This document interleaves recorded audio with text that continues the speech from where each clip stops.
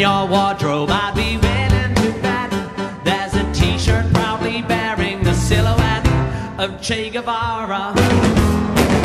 He was revolutionary, yeah, he wore a cool hat, but behind the design I think you might find it's not quite as simple as that. Che was a bit of a homophobe. Che was a bit of a homophobe.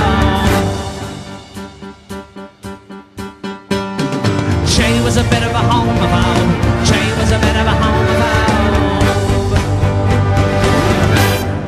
This is my song in defense of the fence. A little sing-along, a tribute to ambivalence. The more you know, the harder you will find it to make up your mind. It doesn't really matter if you find you can't see which grass is greener.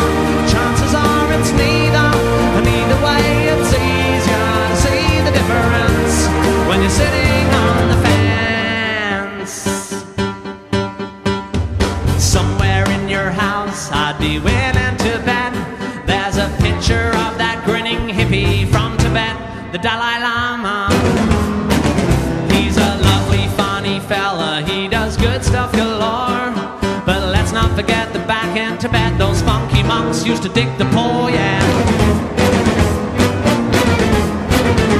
And the Buddhist line about future lives is a perfect way to stop the powerless rising up. And he tells the poor they will live again, but he's rich now, so it's easy for him to say, I'm taking the stand in defense of the fence. I got a little band playing anthems to ambivalence. We divide the world into terrorists and heroes, into normal folk and weirdos, into good people and pedos, into things that give you cancer, and the things that cure cancer, and the things that don't cause cancer. But there's a chance that will cause cancer in the future. We divide the world to stop us feeling frightened, into wrong and into right, and into black and into white, and into real men and fairies, into status quo and scary. Yeah, we want the world binary, binary, but it's not that simple. And your dog has a bigger carbon footprint than a four-wheel drive.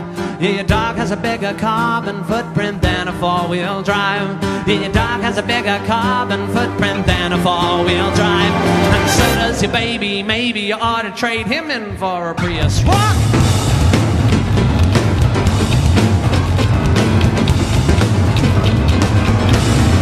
Taking a stand in defense of the fence.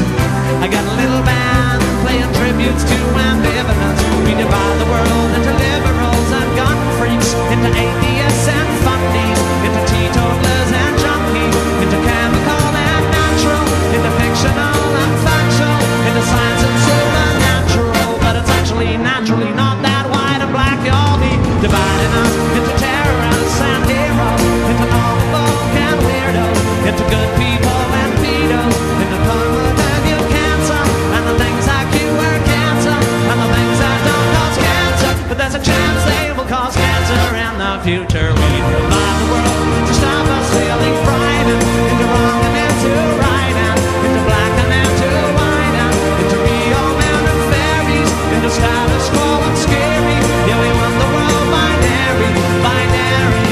001101.